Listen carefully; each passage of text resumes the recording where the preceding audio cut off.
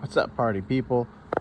It's a glorious evening in San Francisco, and it was pretty warm today, but the chill is coming back.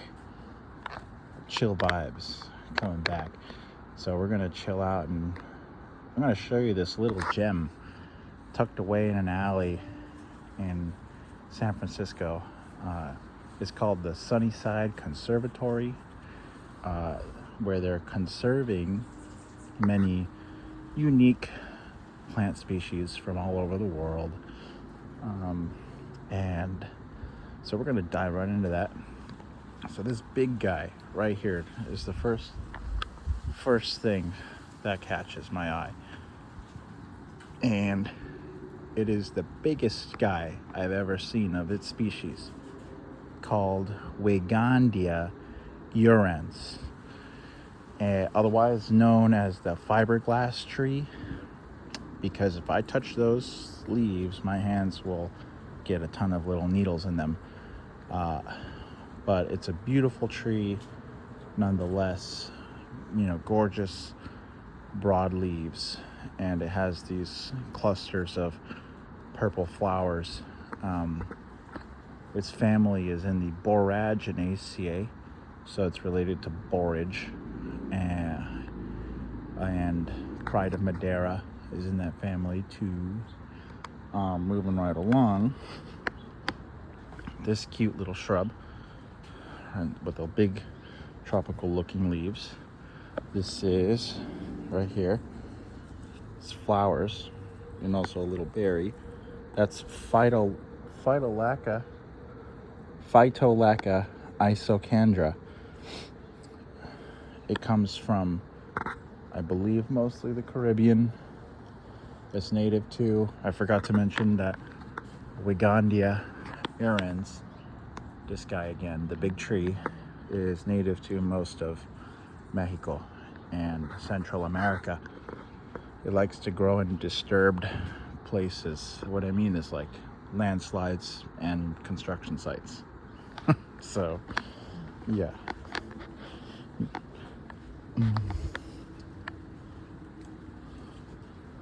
A beautiful member of the Ericaceae right here that is known as Somatophyllum. I believe it could be Bipinnatiffinum, but I'm not sure.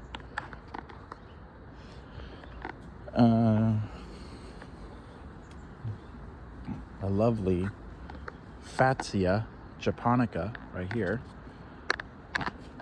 in the Araliaceae family. That's like the English ivy family, the ginseng family. Hails from Japan and forms a nice shrubby tree.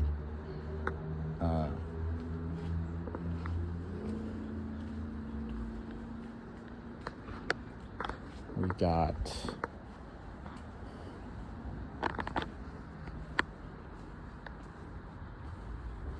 one of the most legendary plants to be grown in San Francisco. It's this fella right here. This is commonly called the golden fuchsia, otherwise known as Deepia splendens. It's native to, well, it was native to the high elevation cloud forest of Chiapas, Mexico. That's the most southern territory of Mexico. And it was wiped into extinction in its habitat and is now being cultivated. Its family is the coffee family, the Rubiaceae.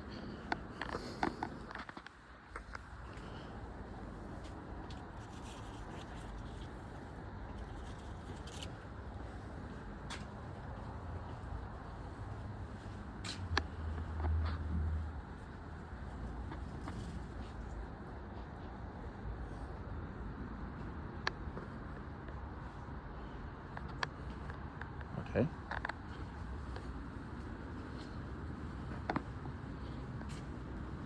Turning the corner, we have a magnificent specimen of what I believe to be the palm grass, otherwise known as Setaria palmifolia. This is a grass. It's fucking incredible. There is two Phoenix canariensis palms.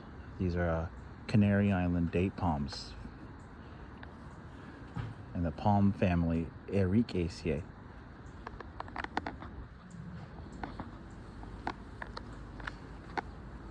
I just look at this. Get a load of this guy. Holy shit. So gorgeous. A cute little ground cover, great for shaded places. Also makes a decent house plant, as long as you keep it pruned and in bright light. Is this guy, Plectranthus ciliatus. What's up, man? How's it going? It's going good. All right.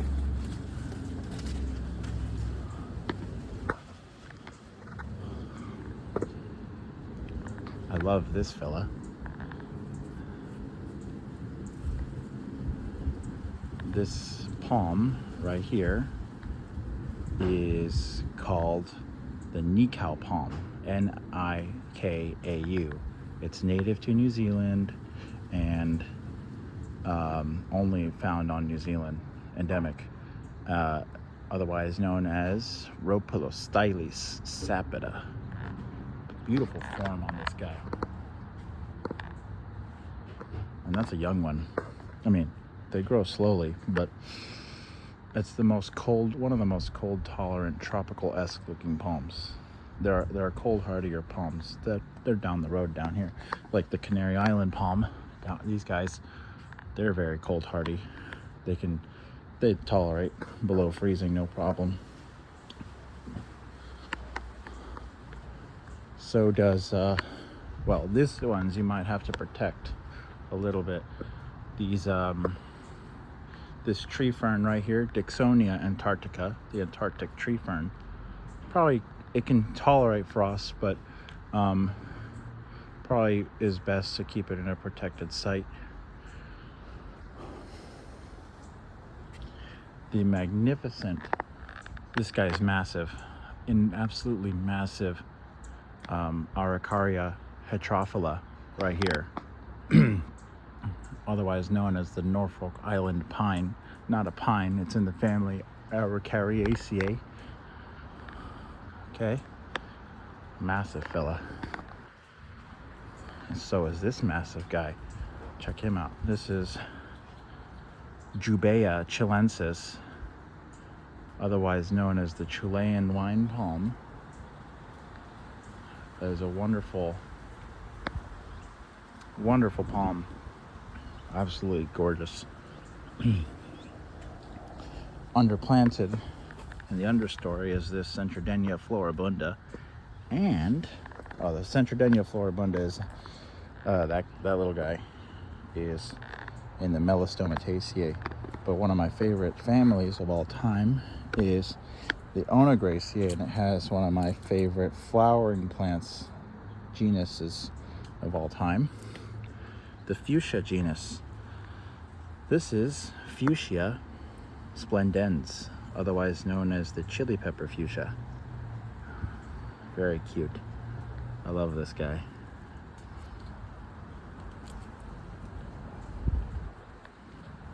If I can sneak back here, there's one of a great guy right here.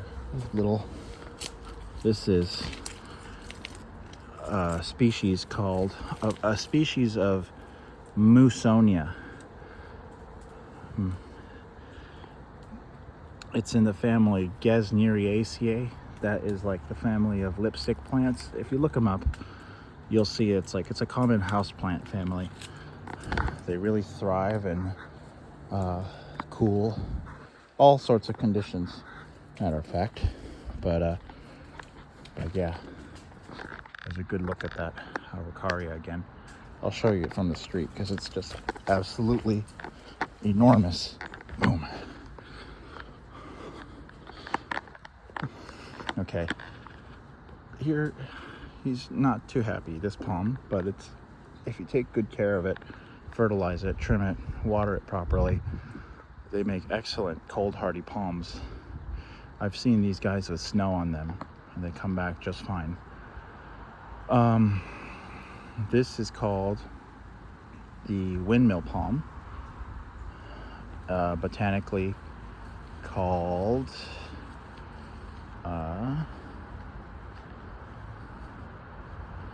blanking on the name, Trichycarpus fortunei. There we go. They're a great palm. Palm-like, but not a palm, is this fella. People call it the cabbage palm. It's called Cordyline australis. It's in the asparagus family, Asparagaceae.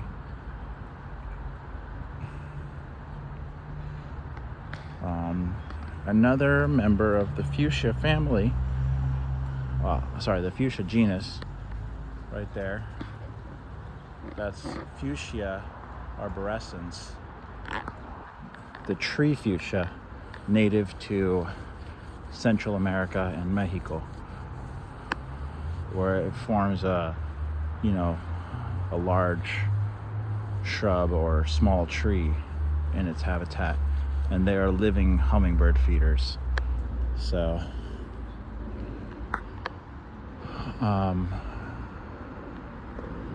I forgot to mention that the cabbage palms come from New Zealand.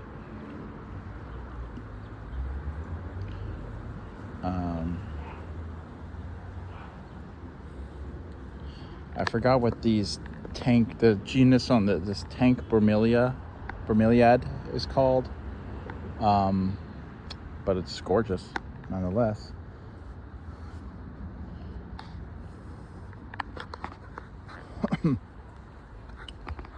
And this is a pretty small joint, but it's pretty awesome. This protea here, that's pretty, huh? I forgot the name on that one. I really like these. Ooh, look at this bromelia right here. That's the genus Bromelia. That's pretty. Pineapple family, Bromeliaceae. But this guy, I really like its form. Aloe striata. In the aloe family, the Asphodelaceae.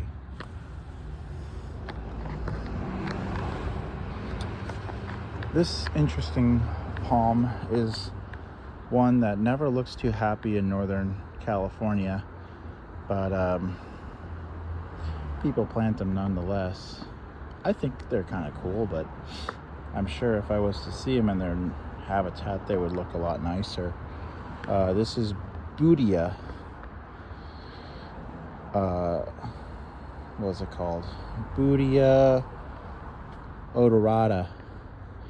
Here this is its bloom right there. Ooh, I mean, look at that. That's thick.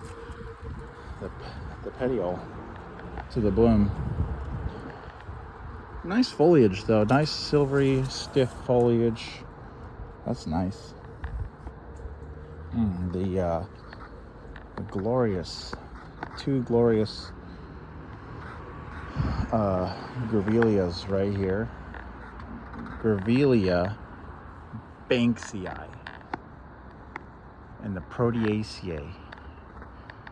This is a cultivar actually of Grevillea banksii, and its natural form is like red and shorter than this, but there have been several cultivars, meaning it's been bred to look a certain way by people, and this variety has been bred to have white flowers, creamy white flowers, and slightly narrower foliage. But that's pretty. And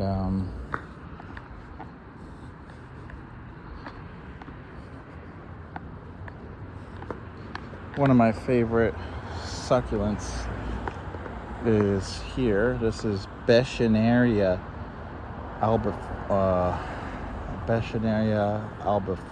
albiflora. Yeah, right here. This guy with it's in the Asparagiaceae, the asparagus family. Big fella. A good old, reliable, very cold hardy, also very heat tolerant,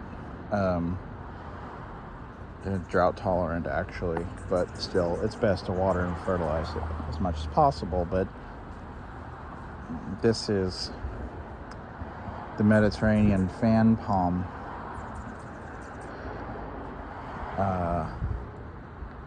Boy, blanking on its name, but a